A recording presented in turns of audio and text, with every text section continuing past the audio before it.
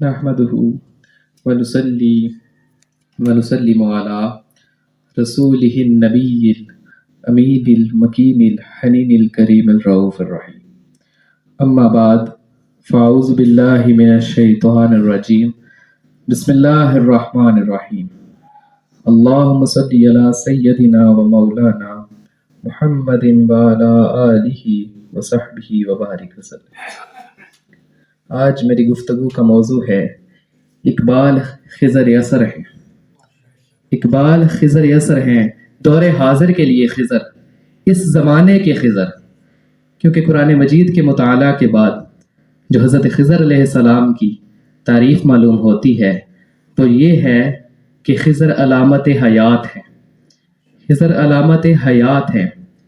جب حضرت موسیٰ علیہ السلام اور ان کے ساتھ ان کے شاگرد، ان کے خادم حضرت یوشع بن نوح یہ نکلتے ہیں حضرت خضر علیہ السلام کی تلاش میں، تو جو جگہ بتائی گئی وہ مجمع البحرین تھا، دو دریاؤں کا سنگم جہاں پر دو دریا مل جاتے۔ دو باتیں قابل توجہ ہیں جو اقبال کو خضر یسر بناتی ہیں۔ جب حضرت موسیٰ علیہ السلام اور حضرت یوشع بن نوح یہ حضرت خضر علیہ السلام کی تلاش میں نکلے تو انہوں نے اپنے ساتھ ایک مچھلی پکا کے، کاٹ کے، پکا کے، بھون کے ساتھ رکھ لی اور یہ نکل گئے۔ پھر جہاں پہ دو دریاؤں کا سنگم آیا وہ مجمع البحرین، وہاں پہ یہ کچھ دیر کے لیے رکے اور پھر آگے چل پڑے۔ جب آگے گئے تو حضرت موسیٰ علیہ السلام پھر رکے اور انہوں نے کھانا طلب کیا۔ حضرت یوشع بن نوح سے کہا کہ وہ جو مچھلی ساتھ لائے تھے وہ لے آئیں۔ تو پھر اس وقت انہوں نے بتایا کہ میں آپ کو بتانا بھول گیا تھا، وہ جو مچھلی ہے جہاں پہ ہم رکے تھے، وہ جو دو دریاؤں کا سنگم تھا، جس جگہ ہم کچھ دیر رکے تھے، وہ پکی ہوئی مچھلی، مردہ مچھلی، پکی ہوئی، کٹی ہوئی، تلی ہوئی، زندہ ہو کر پانی میں چلی گئی تھی۔ میں آپ کو بتانا بھول گیا تھا۔ پھر حضرت موسیٰ علیہ السلام نے فرمایا ذالک ما کنا نبغی، وہی وہ جگہ ہے ہم جس کی تلاش میں نکلے تھے۔ خضر وہاں ہوگا جہاں موت حیات میں بدل جائے، وہاں پہ خضر ہے، کیونکہ خضر علامت حیات ہیں۔ تو جہاں پہ وہ پکی ہوئی مچھلی، کٹی ہوئی مچھلی، مردہ مچھلی زندہ ہو کر سرنگ بنا کر پانی میں چلی گئی، وہی وہ جگہ ہے جس کی تلاش میں ہم نکلے تھے۔ اس لیے کہ خضر علامت حیات ہیں۔ خضر علیہ السلام نے اس آب و ہوا کو وہ سلیقہ اور وہ تاثیر دی تھی کہ جہاں پر وہ رہتے تھے اس جگہ ایک مردہ مچھلی آ کر زندہ ہو کے پانی میں چلی گئی تھی۔ تو اقبال ان دو وجوہات کی بنا پر خضر یسر ہیں۔ ایک تو یہ کہ وہ علامت حیات تھے، دوسرا اقبال پیغام برے حیات ہیں۔ اقبال کا سارا پیغام حیات پر مبنی ہے، تپش حیات پر مبنی ہے، حرکت حیات پر مبنی ہے۔ اقبال نے موت کو حیات میں بدلنے اور مردہ قوم کو زندہ قوم میں بدلنے پر پورا فکرس دیا ہے۔ علامہ اقبال کا سارا پیغام حیات پر مبنی ہے۔ اقبال نے اپنے پیغام کے ذریعے، اپنے کلام کے ذریعے موت کو حیات میں بدلا اور مردہ قوم کو زندہ قوم میں بدلا، سوئی ہوئی قوم کو جگا دیا۔ ایک تو یہ وجہ ہے اقبال کی خضر یسر ہونے کی، اور دوسری یہ وجہ ہے کہ اقبال وہ سنگم ہے جہاں پہ خضر ملتا ہے۔ آپ کسی کو پڑھ لیں، آپ کو ایسا حسین سنگم کہیں دکھائی نہیں دے گا۔ اقبال بحر عقل اور بحر عشق کا جہاں ملاپ ہوتا ہے اس سنگم کا نام اقبال ہے۔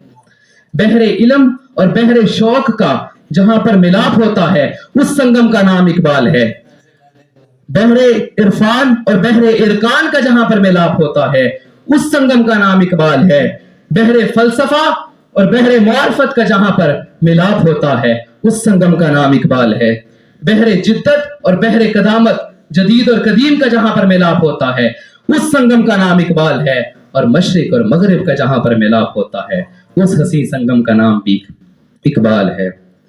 اقبال کا سارا پیغام علم و عرفان کا پیغام ہے، فکر و عشق کا پیغام ہے، حیات جاویدہ کا پیغام ہے، اور اقبال کا سارا پیغام معرفت قرآن کا پیغام ہے اور نسبت صاحب قرآن کا پیغام ہے۔ نسبت صاحب قرآن کا پیغام ہے، کیونکہ علامہ اقبال کا جو آقا علیہ السلام سے عشق ہے اور جو محبت ہے اور جو عقیدت ہے اور جو پیار ہے وہ اس کو اپنی شاعری میں یوں بیان کرتے ہیں کہ کی محمد سے وفا تو نے تو ہم تیرے ہیں، کی محمد سے وفا تو نے تو ہم تیرے ہیں، یہ جہاں چیز ہے کیا لوح و قلم تیرے ہیں۔ اور کہیں کہتے ہیں قوت عشق سے ہر پست کو بالا کرتے، قوت عشق سے ہر پست کو بالا کرتے، دہر میں اسم محمد سے اجالا کرتے۔ اور کہیں کہتے ہیں نگاہ عشق و مستی میں وہی اول وہی آخر، نگاہ عشق و مستی میں وہی اول وہی آخر، وہی قرآن وہی فرقان وہی یاسین وہی طٰہٰ۔ اور جب نوجوانوں سے مخاطب ہوتے ہیں تو ان کو پیغام دیتے ہیں لکھنا نہیں آتا تو میری جان پڑھا کر، لکھنا نہیں آتا تو میری جان پڑھا کر، ہو جائے گی تیری مشکل آسان پڑھا کر، پڑھنے کے لیے تجھے کچھ نہ ملے تو چہروں پہ لکھے درد کے عنوان پڑھا کر، لا ریب تیری روح کو تسکین ملے گی تو قرب کے لمحات میں قرآن پڑھا کر، آ جائے گا تجھے اقبال جینے کا کرینہ، آ جائے گا اقبال تجھے جینے کا کرینہ تو سرور کونین کے فرمان پڑھا کر۔